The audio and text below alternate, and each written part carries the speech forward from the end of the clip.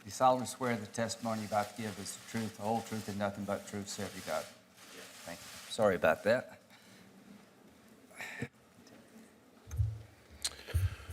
So thank you, Mr. Chairman, Ranking Member Feinstein, members of the committee, for the chance to appear before you today. I had originally intended to start with a few comments from my statement for the record, which talks about some of the extraordinary work being done by the men and women of the FBI and some of the threats we face. But I want to do something a little different and talk about an issue that's particularly near and dear to me and that I think, frankly, doesn't get the attention it deserves.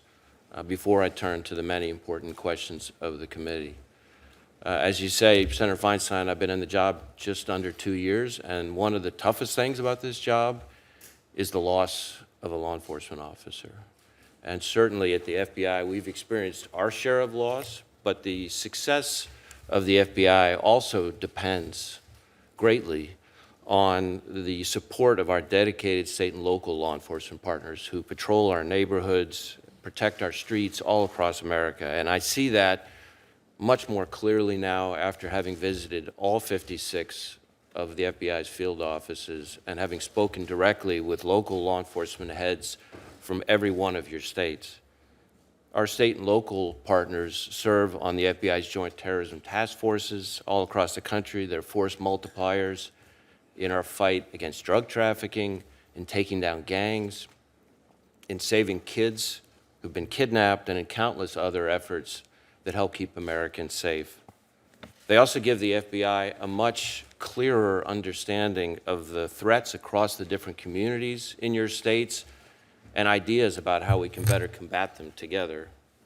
Every time I attend an FBI graduation for new agents or new analysts at Quantico, a significant number of those graduates are former state and local officers. And I have the privilege of shaking their hands, presenting them with their credentials, and welcoming them to the FBI family. So a line of duty death is personal to the FBI, and it's personal to me as director.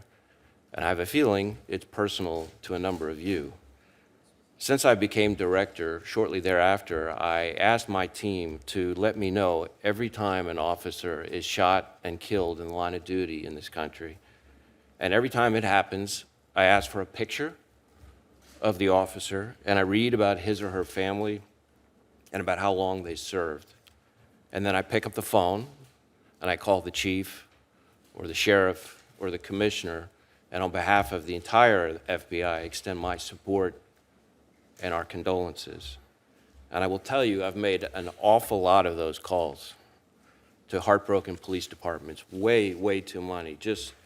Just last month, for example, I was overseas meeting with foreign counterparts, and I found myself making 5 of those calls in 9 days back to the United States. That's 5 lost protectors of communities, 5 grieving families and colleagues, all in a matter of days.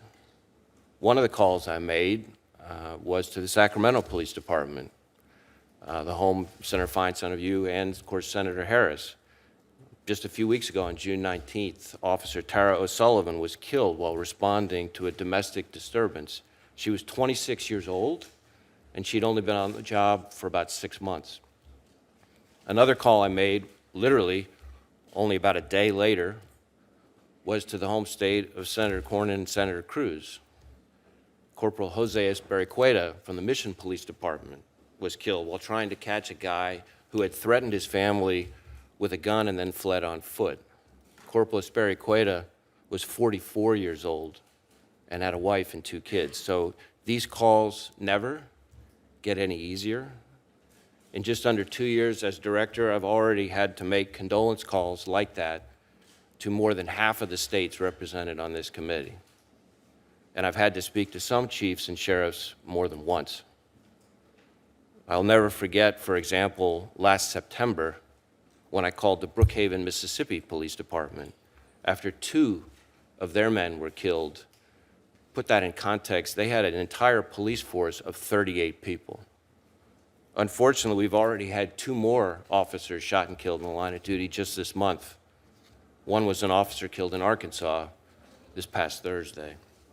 So I've mentioned only a few specific tragic incidents, but I cannot stress enough that this is a problem that affects cities and towns, big and small, all over the country. It can happen anywhere, it can happen anytime, and the level of violence against law enforcement in this country doesn't get a whole lot of national coverage, and I worry often that Americans don't realize the extent of the problem. That's maybe understandable because they don't see what I see in my job, the devastating loss in each one of these instances to the loved ones left behind, and the loss to the FBI and to our communities of partners who, as I say, are so critical to our mission. Finally, I want folks to remember that the dangers of this work go beyond just encounters with potentially deadly criminals. Think of the line of duty deaths and illnesses that we're seeing now from our 9/11 first responders.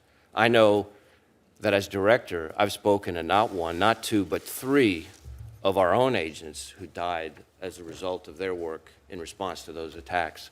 And there are countless other kinds of examples. So I know our country faces a daunting list of challenges, and I'm confident we're going to be discussing any number of them together at this hearing. But I do want to make sure folks around this country are not forgetting the good work of the people who are putting everything on the line. It takes an incredibly special person to be willing to put his or her life on the line for a complete stranger. And to get up every morning, day after day after day to do that, I think is extraordinary.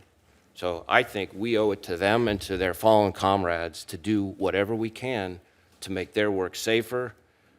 We need to promote understanding and respect for their roles, and all of us as Americans owe them a profound debt of gratitude. So I appreciate the committee extending me the privilege and the honor as FBI director to honor their sacrifice in this job. So I'd be happy to answer the committee's questions.